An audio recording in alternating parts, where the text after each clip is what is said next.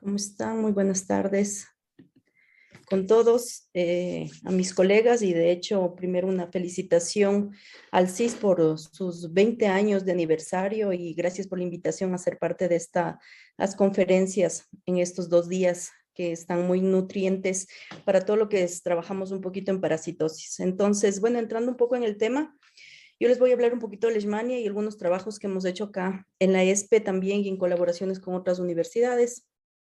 Entonces, empecemos un poquito con la introducción de lo que es el parásito. Entonces, sabemos que leishmanias existen alrededor de 24 y 32 géneros a nivel de todo el mundo, ¿no es cierto?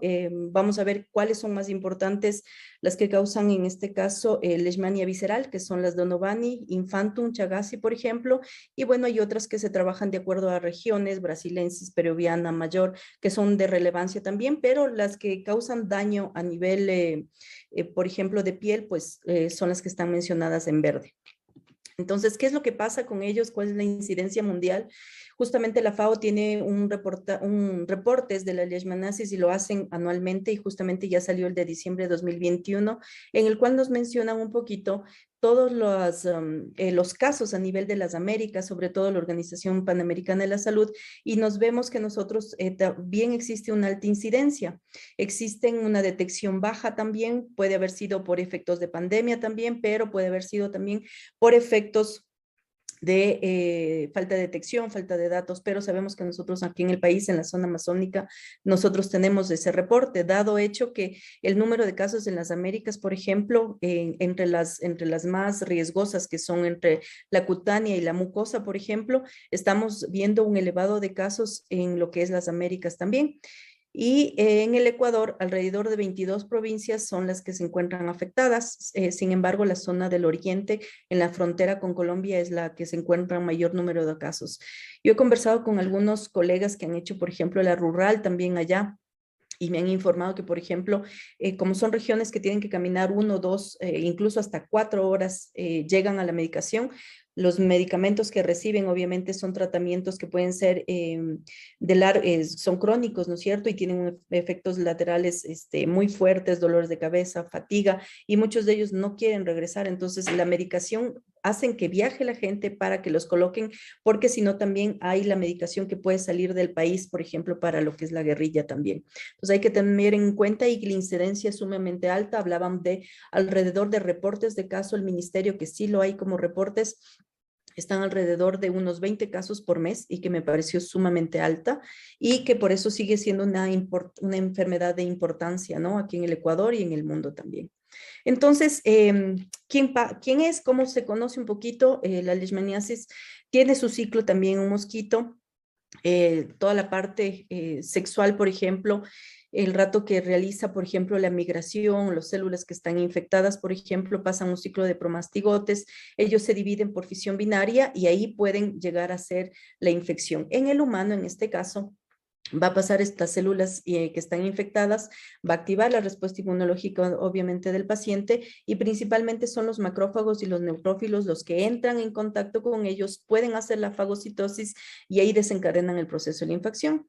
Entonces, cuando ya hay un proceso inflamatorio que se elevan citoquinas, se elevan procesos inflamatorios y fiebres también. Pero ¿cuál es el problema para detectar este tipo de parásitos? Y yo creo que en la mayoría de parásitos tropicales, por ejemplo, es que necesitamos que la curva de la infección del parásito esté sumamente alta para poderlo nosotros detectar en sangre. Incluso para detectarlos necesitaríamos no una muestra de 5 ml, sino una muestra mucho más significativa para encontrarles. Entonces, la identificación de ellos, hay que también saber el ciclo de infección del parásito, saber los picos donde se encuentran y obviamente para ello existen diferentes maneras, por ejemplo, carga parasitaria, existen también lo que es test de ELISA si tuvieron o no la enfermedad y algunos para el diagnóstico también. Entonces, es importante conocer el ciclo para saber justamente al patógeno por dónde ir a estudiar, por cuál es el mecanismo de ingreso y obviamente también sus formas, ¿no? Porque sabemos que existe una forma de promastigote que se divide divide por fisión binaria, y la de amastigote cuando está dentro de un hospedero que realiza la forma de redondeada, que es la que vemos características aquí, ¿no es cierto? Entonces, un poquito en Leishmania, ¿qué vamos a hacer o de qué les voy a hablar ahora? Es un poquito el desarrollo de anticuerpos que se ha hecho, utilizar esos anticuerpos también para hacer kit de diagnóstico como cromatografía, y también que estos parásitos son capaces de secretarles exosomas, que son vesículas que nos podrían ayudarles como futuros biomarcadores, y a su vez encontrar estos biomarcadores, unirles a nanocarrier y hacer en forma de diagnóstico. Entonces, la Leishmania, ¿qué es lo que se utiliza?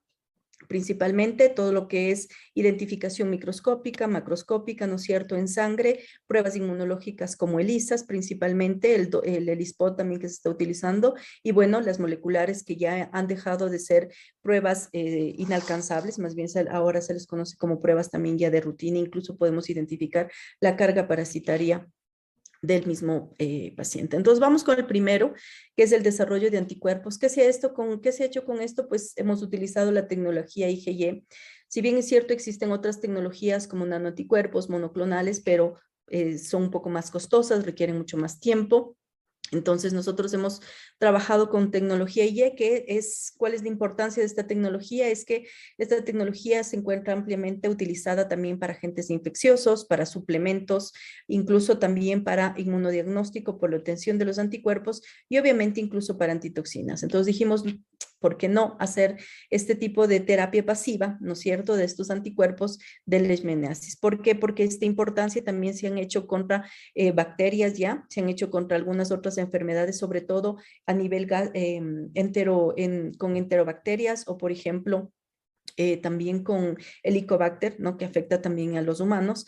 Entonces, puede ser un posible detector para una terapia pasiva. Entonces, ¿cómo se obtuvieron estas inmunoglobulinas Y, que incluso son mucho más termoestables, por ejemplo, resistentes al calor también? Entonces, al obtener el cultivo de lo que son las leishmanias, este cultivo fue inactivado en los promastigotes inoculados en gallinas. Estas gallinas se obtuvieron los huevos, y si ustedes van a ver, estos huevos van a ser en la yema. Nosotros tenemos la inmunoglobulina Y, que por cada huevo nosotros recuperamos más o menos 10 miligramos de proteína, que es una cantidad muy considerable. Y luego, obviamente, hemos purificado esas proteínas y hemos realizado diferentes técnicas para verificación de especificidad y sensibilidad de estas pruebas contra Leishmania. Entonces, para eso hicimos primero Western blot. Entonces, en el Western blot nosotros identificamos las proteínas IgG de las cadenas pesadas, IgG de las cadenas ligeras, y a su vez estos los pusimos en contacto con los diferentes tipos de extractos que nos tenemos nosotros. Identificamos la proteína, la GP63, que es, digamos, de la misma familia que poseen todas las familias de Leishmania, y que esta proteína la podíamos identificar en absolutamente todo, ¿no? Entonces, identificaba nuestro parásito, hicimos cruces igual con tripanosoma, y no identificaba tripanosoma porque son de la misma, que puede haber cruces o pruebas cruzadas con ellas, ¿no? De esa manera también desarrollamos un ELISA indirecto que nos puede ayudar incluso para el diagnóstico a un futuro también. Y vimos que mientras nosotros íbamos inoculando las gallinas, por ejemplo, el número de IgGs que nosotros íbamos recolectando iban aumentando de acuerdo a las inmunizaciones que íbamos haciendo con respecto al número de semanas.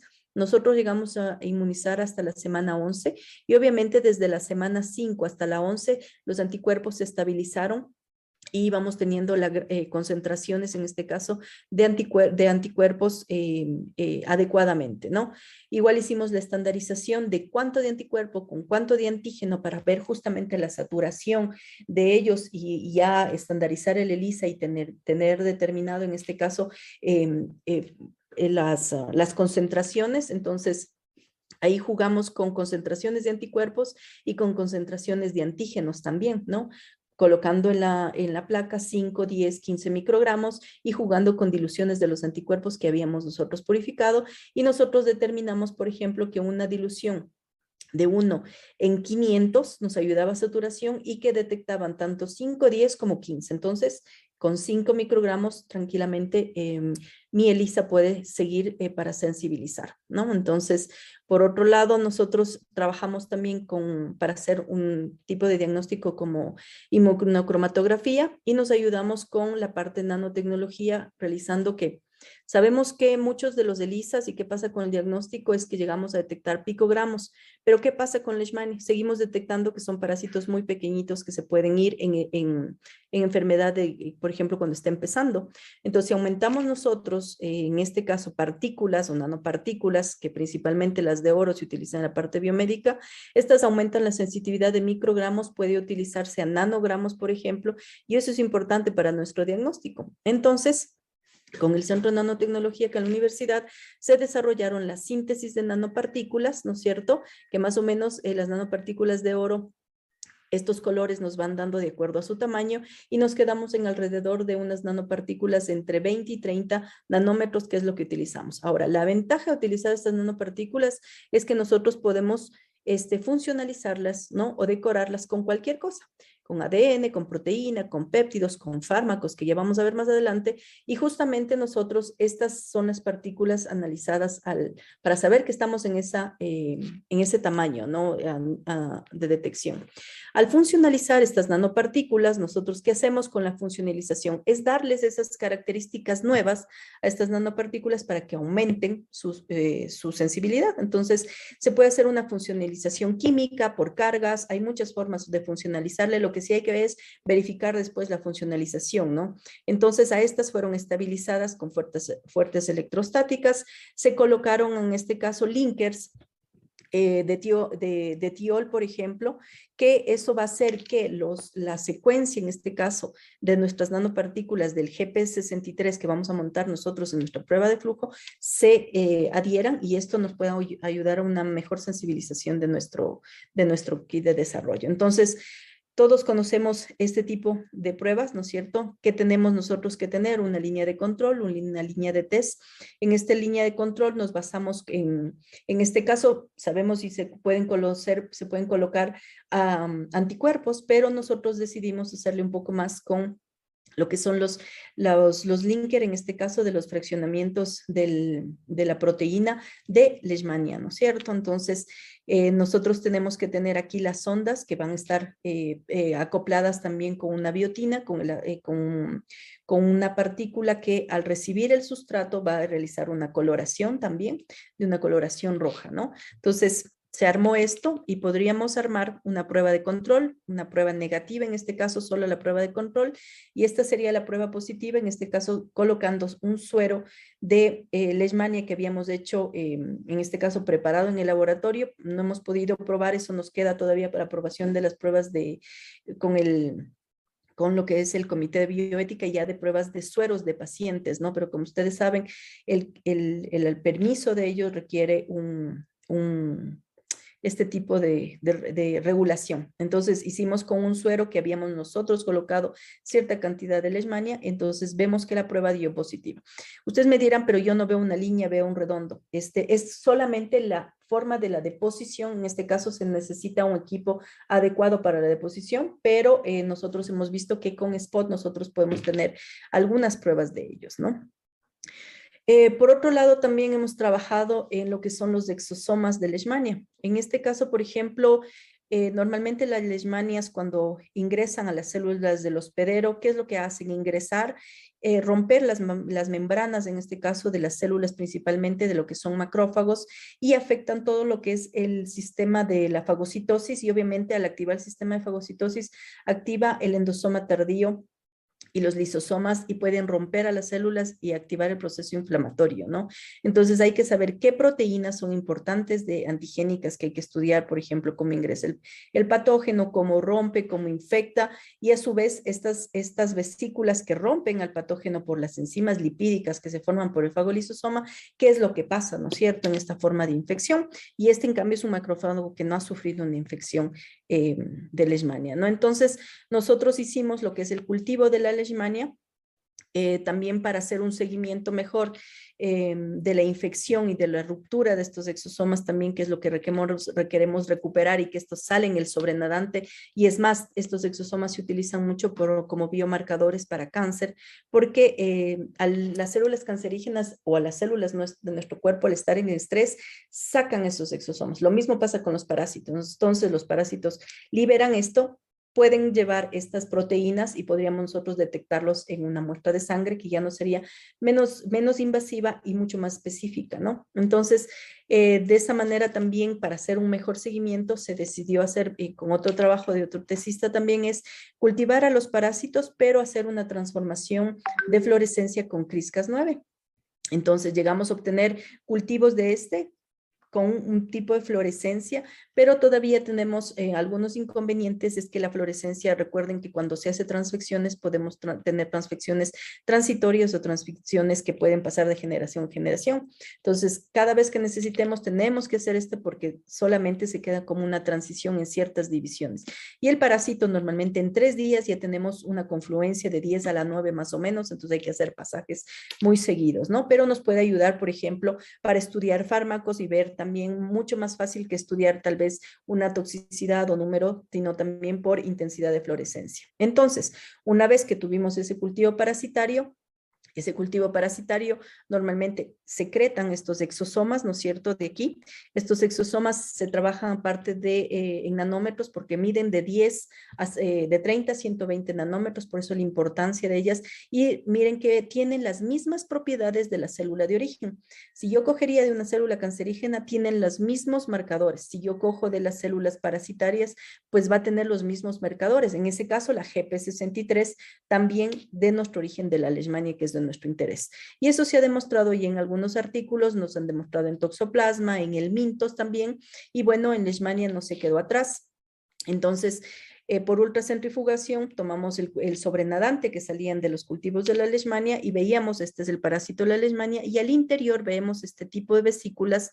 Midiendo con el microscopio de transmisión, vemos que estas estructuras están alrededor entre los 30 y 120 nanómetros, que es lo que esperábamos nosotros. Entonces, miren que es posible detectar leishmaniasis en cualquier estadio de la enfermedad. Se puede detectar este tipo de leishmaniasis incluso en el transcurso temprano de la enfermedad, que nos pueden ayudar para el diagnóstico. Obviamente, todo esto se ha desarrollado mucho más en otras enfermedades, como les había dicho, como cáncer, o incluso entre unas que ha revelado también es las enfermedades neurodegenerativas. Pero en parásitos también está abriéndose ya últimamente en los últimos años, no solo para leishmania, sino tripanosoma, para detectarlos en cualquier fluido. Puede ser en fluido espinal, puede ser en sangre, puede ser en saliva, en lágrimas, por ejemplo, que también se han encontrado. Entonces, esto sumarle a un sistema de detección con nanopartículas, pues ayudaría a una detección a nivel de nanogramos del parásito, ¿no? Y por último, tenemos un trabajo de maestría que es justamente utilizar estos exosomas, pero ya con un poco más de carga, ¿no? Funcionalizarles con otra cosa. Y en este caso, sabemos nosotros que existen muchas drogas, muchos vehículos que se han utilizado mucho como políperos, liposomas, por ejemplo.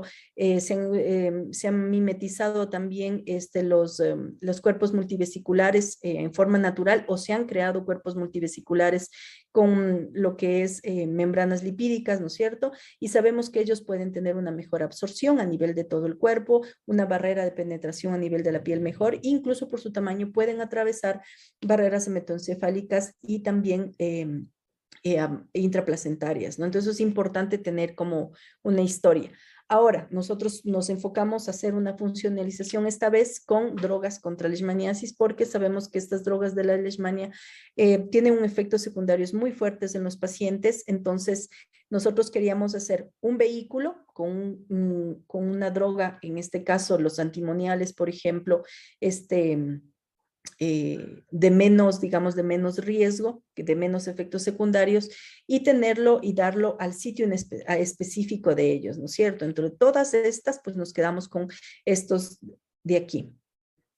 Entonces, para ello, por ejemplo, se utilizaron los exosomas que habíamos hecho antes, pero estos exosomas se van o se están ligando lo que son los famosos aftámeros de Leishmania en un sistema que se llama los Cells Selects, por ejemplo, que es justamente realizar una positiva selección de acuerdo a la proteína target, que en este caso va a ser justamente las secuencias de los aptámeros de la Leishmania, funcionados a aminoglucósidos, que serían la droga que llevaríamos directamente a ellos. Entonces, va la droga dirigida ya en este caso, a los exosomas que van a estar en el sitio del momento de la infección, que es lo que se quiere trabajar un poquito con lo que es terapia dirigida, ¿no?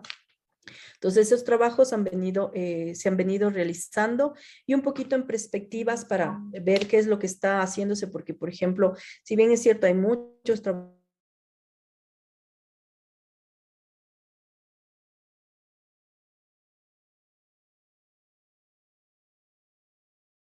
trabajos, por ejemplo, una vacuna del 2021 se han dedicado.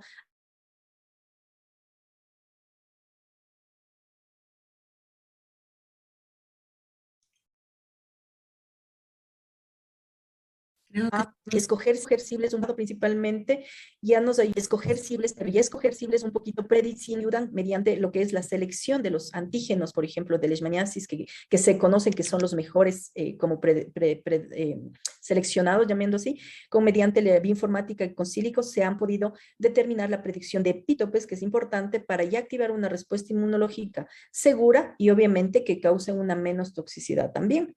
Entonces, con leishmaniasis también, obviamente hay muchos trabajos que se están haciendo.